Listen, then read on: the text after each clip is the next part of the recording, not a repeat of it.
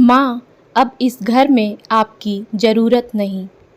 लता जी अपने तीनों बेटों को भीगी पलकों से एकटक देखे जा रही थी, पर किसी ने भी उन पर तरस नहीं खाया और अपने अपने कमरे में चले गए।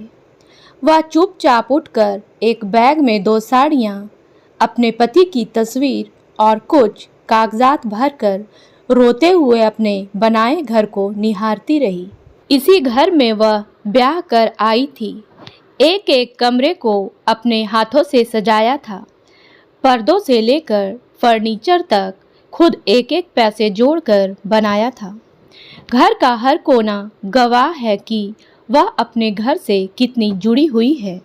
और अचानक तीनों बेटों ने फरमान सुना दिया, आप यहाँ से चली जाइए। आपकी इस घर में कोई ज़रूरत नहीं है। आप होती हैं तो घर में रोज झगड़े होते हैं। हमारी पत्नियां आपके साथ नहीं रहना चाहती। यह सुनकर लता जी जड़वत रह गई थी। उन्हें बिल्कुल अंदाजा नहीं था कि अपने ही बेटों से यह सुनने को मिलेगा। आखिर जिन बेटों को जन्म दिया, अपने खून पसीने से बड़ा किया, वही अपनी माँ से पल्ला झाड़ लेंगे। वह तो इसी उम्मीद में जी रही थी कि 3 बेटे हैं तो मैं राज करूंगी, पर उनकी सभी आशाओं पर पानी फिर गया। जब बड़े बेटे राकेश का जन्म हुआ तो घर में उत्सव सा माहौल था।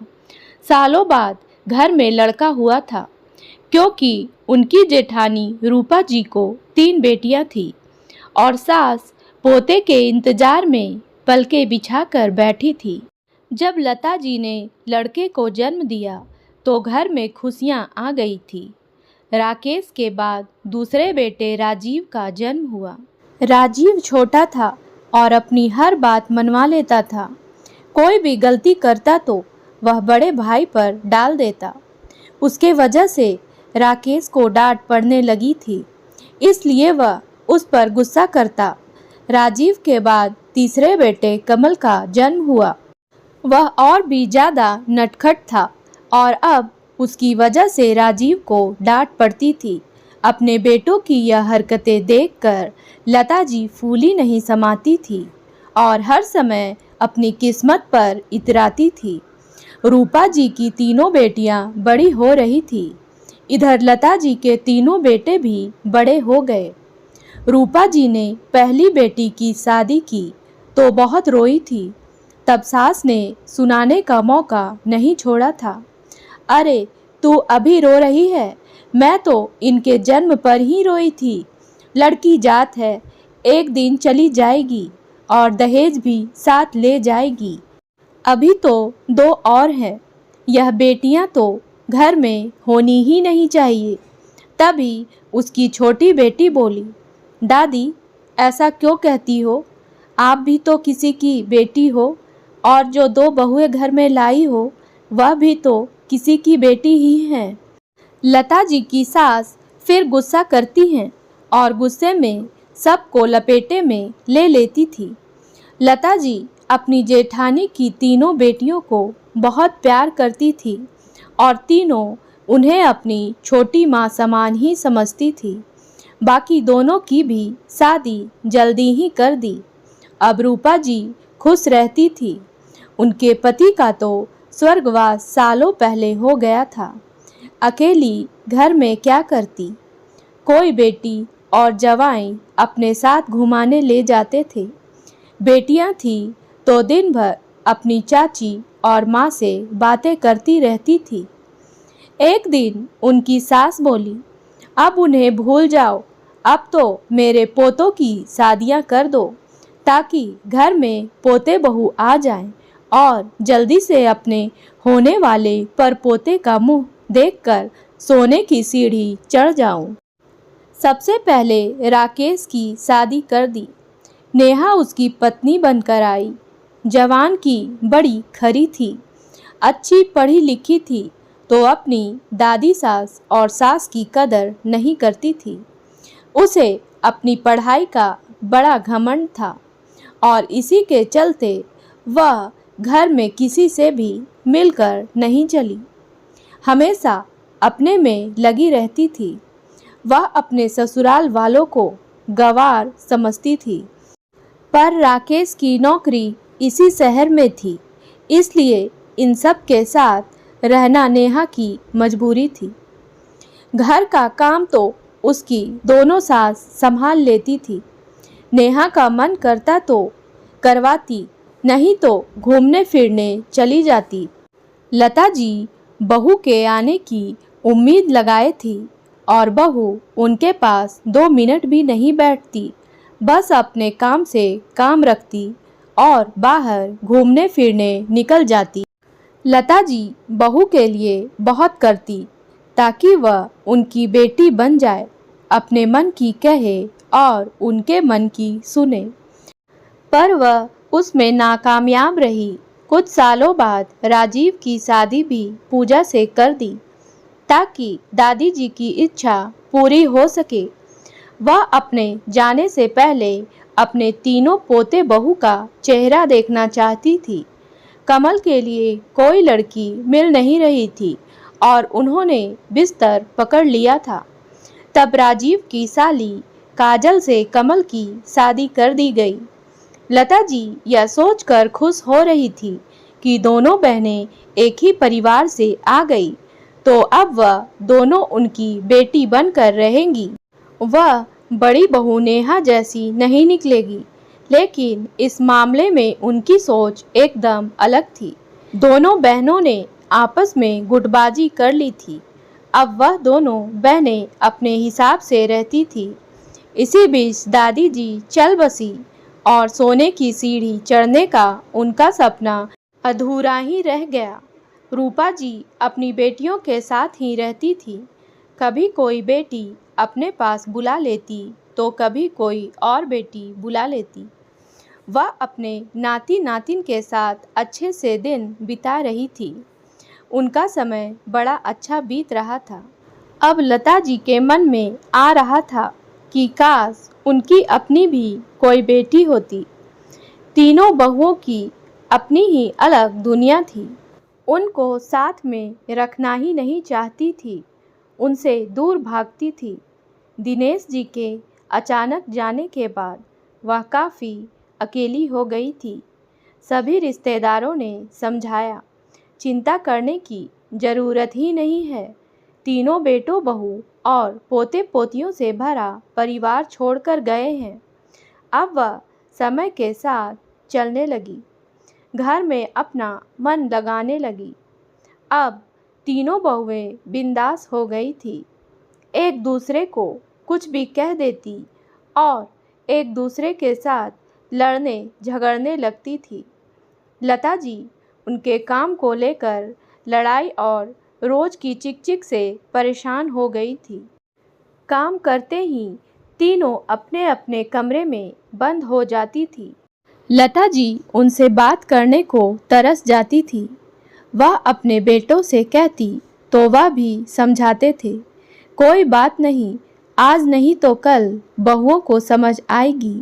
पर अब बेटे भी उनसे दूर होने लगे थे। अब लता जी शायद अकेलापन महसूस करने लगी। तीनों बेटे बहू के गुलाम बन गए थे। धीरे धीरे कब उन्होंने घर के कमरे बांट ली और उनको खाना खिलाने की भी जिम्मेदारी बांट ली।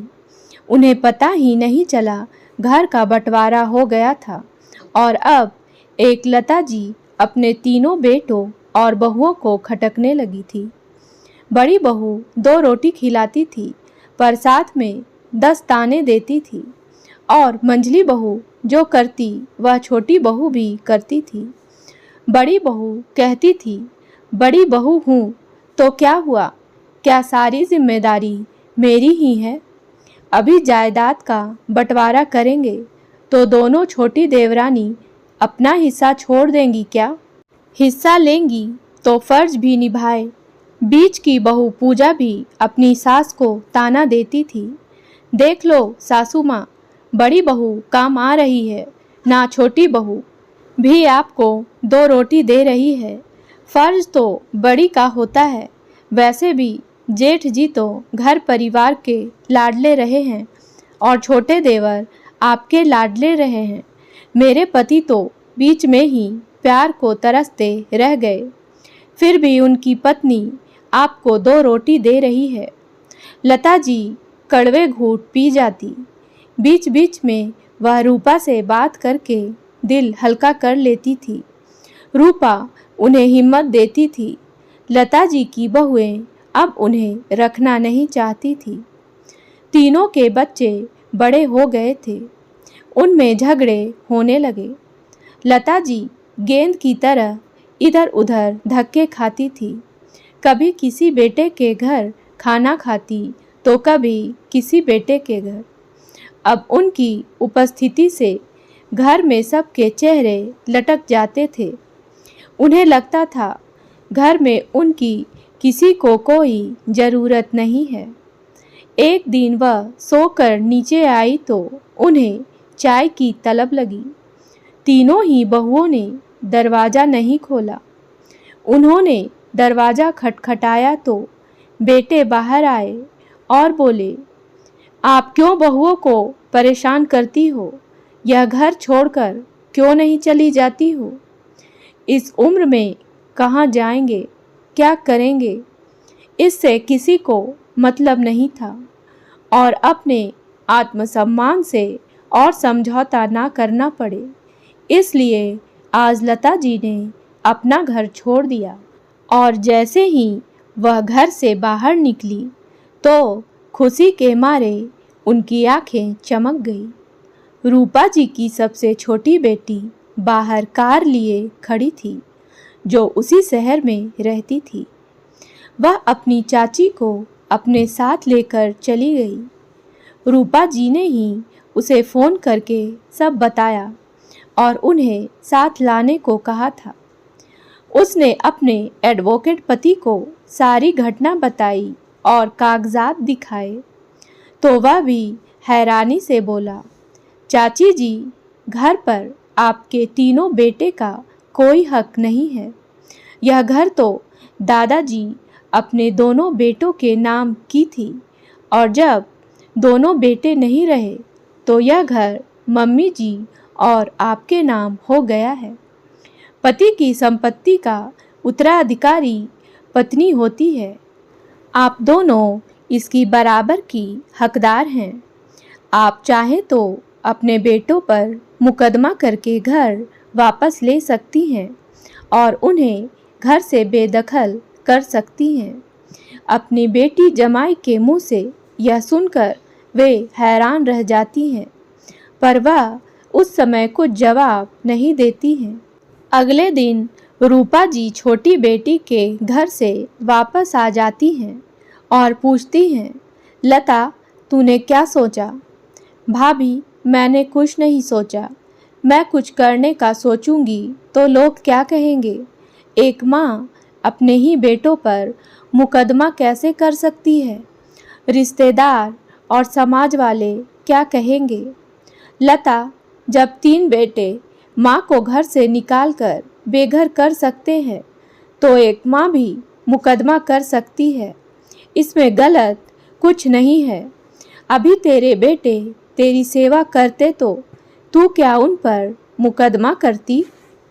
अपना घर भी लेना जरूरी है, नहीं तो इस बुढ़ापे में कहाँ से खाएगी? कौन तुझे अपने घर में रखेगा? लता जी की बात समझ में आई। उन्होंने अपने पर पूरा भरोसा किया और तीनों बेटों के खिलाफ मुकदमा कर दिया। नोटिस मिलते ही तीनों बेटों के होश उड़ गए। आखिर माँ ऐसा कैसे कर सकती है? अगले दिन तीनों कोर्ट में हाजिर थे। लता जी ने अपनी बात कही, मेरे तीनों बेटों ने अपने घर से निकाल दिया है, इसलिए मुझे अपना घर वापस चाहिए, जहाँ पर यह तीनों अपने परिवार समेत रह रहे हैं। इन तीनों को माँ की 2 रोटी भारी लगती है, तो मैं इन्हें अपना घर क्यों दूँ? यह घर मेरे पति के हिस्से का है, जिसमें मेरी जेठानी भी बराबर की हिस्सेदार है। मुझे अपना घर वापस चाहिए। पति के जाने के बाद मेरा भरण पोषण कैसे होगा? तो मैं यह भी चाहती हूँ कि तीनों बेटे हर महीने एक निश्चित राशि मुझे भेजे ताकि मैं इज्जत से 2 रोटी खा सकूं। आप यह तमाशा क्यों कर रही हैं? अपने ही बेटे को कोर्ट में घसीटने में आपको शर्म नहीं आई? आप केस वापस लीजिए। हम तीनों आपको 2 वक्त की रोटी दे देंगे। फालतू में कोर्ट के चक्कर लगेंगे। राकेश ने कहा, मम्मी जी, अब तक जो हुआ सो हुआ, सब भूल जाइए। आप बारी बारी से हम तीनों के पास रह लीजिएगा। 4 महीने की रख लेते हैं। बेकार ही हम सब के मायके में भी हमारी इज्जत उतर गई है। आपने हमारे ऊपर केस कर दिया है। लता जी ने ठान लिया था, वह जब तक जिएंगी इज्जत की रोटी खाएंगी। किसी की क्यों सुने? अब घर खाली करने की बारी आई तो मीठा बोल रहे हैं। वैसे रोज कड़वी बातें सुनाते थे। तुम सब कान खोल कर सुन लो। अब मैं किसी की कोई बात नहीं सुनूंगी। यह मेरा हक है और मैं लेकर ही रहूंगी। तीनों अच्छा कमाते हो तो अपने परिवार को लेकर किराए के घर में भी रह सकते हो और तुम तीनों हर महीने मुझे खर्चा भेजोगे।